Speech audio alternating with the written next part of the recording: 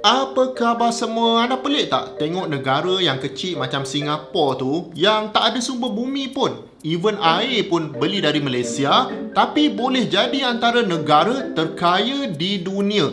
Jawapan dia tak lain dan tak bukan adalah sebab lokasi dia, atau lebih spesifik lagi sebab pelabuhan dia. Anda tahu tak pelabuhan di Singapura ni sekarang ni nombor 2 di dunia. Even lebih besar dari pelabuhan dekat USA dengan dekat Eropah sana. Dia hanya kalah pada pelabuhan Shanghai di China. Tapi anda tengoklah pula, China ni negara dia besar mana? Singapura ni negara yang kecil saja. Dan ada tu dekat sebelah kita saja.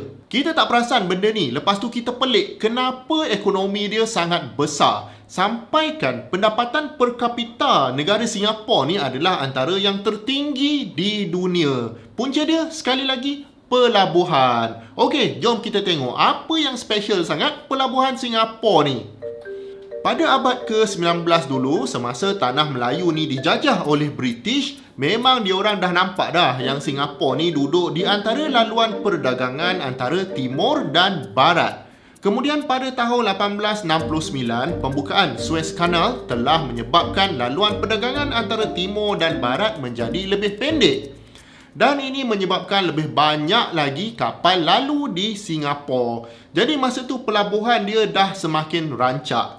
Pada tahun 1963, anda pun tahu berlakulah pembentukan Malaysia dan ini termasuk sekali dengan Singapura. Maknanya sekarang ni kita bebas dah dari penjajahan British. Tapi 2 tahun selepas tu, pada tahun 1965, Singapura berpisah dengan Malaysia untuk membentuk negara sendiri yang merdeka. Jadi bagi orang dekat sana, diorang punya independence adalah pada tahun 1965.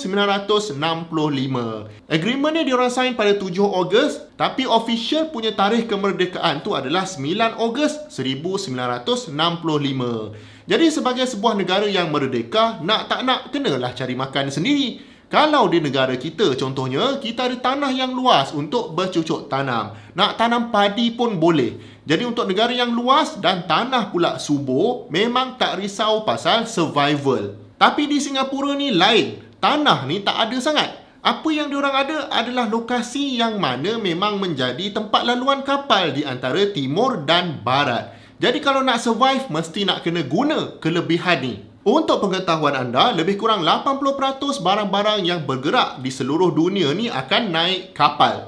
Sebabnya kapal ni diorang boleh buat besar gajah. Jadi cost shipping tu boleh jadi murah sebab economics of scale. Even lebih murah dari naik lori. Kalau naik kapal terbang tu apatah lagi, memang sangat mahal.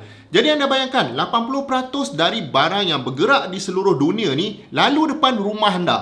Takkanlah nak duduk senyap kan? Mesti kita akan cuba untuk ambil advantage. Jadi apa yang Singapura buat adalah dia bangunkan pelabuhan dia. Pada asalnya tahun 60-an macam tu dia tak adalah maju sangat. Cuma trafik dia sangat banyak. Kemudian pada sekitar tahun 1972, mereka membuka Tanjung Pagar Terminal.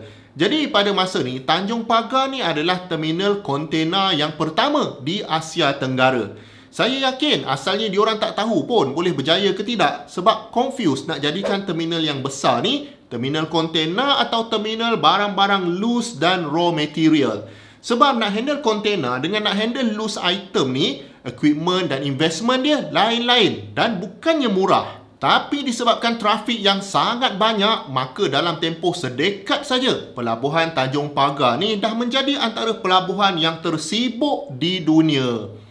Bila dah jadi makin sibuk, tanah pun makin sempit, jadi nak tak nak diorang terpaksa pindahkan port ni ke kawasan yang lebih luas. Maka pada tahun 2017, operasi terminal kontena ni dipindahkan pula ke terminal Pasir Panjang. Pasir Panjang ni tak jauh pun dari Tanjung Pagar ni, dalam 20 minit drive. Tapi masa diorang buat Pasir Panjang ni, memang diorang buat sangat besar dan sangat dalam supaya even mega vessel yang fully loaded dengan 24,000 kontena sekaligus tu pun boleh dock dekat sini. Lagi satu lokasi yang best dekat sini adalah dia dekat dengan Jurong.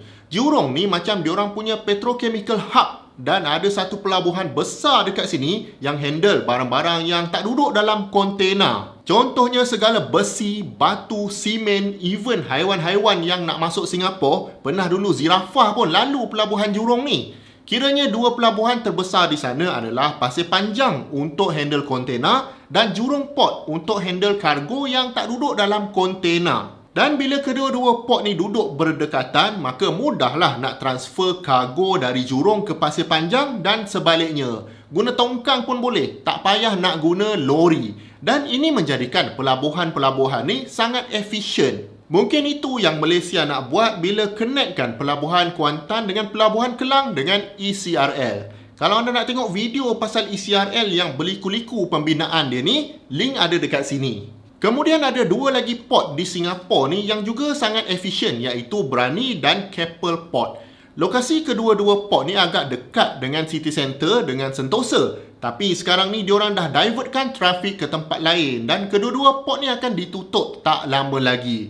Most likely tempat ni akan jadi storage barang-barang untuk disimpan sebelum dihantar masuk ke dalam bandar. Kalau dari segi kapal-kapal tu, banyaknya dah dihantar ke Pasir Panjang. Kenapa diorang nak tutup port-port yang best ni? Jawapannya adalah sebab Singapura sebenarnya sekarang ni sedang membina satu lagi pelabuhan paling besar di dunia, iaitu Pelabuhan Tuas. Jadi anda nampak tak ambition Singapura ni memang dia nak jadi hub untuk trade yang terbesar di dunia.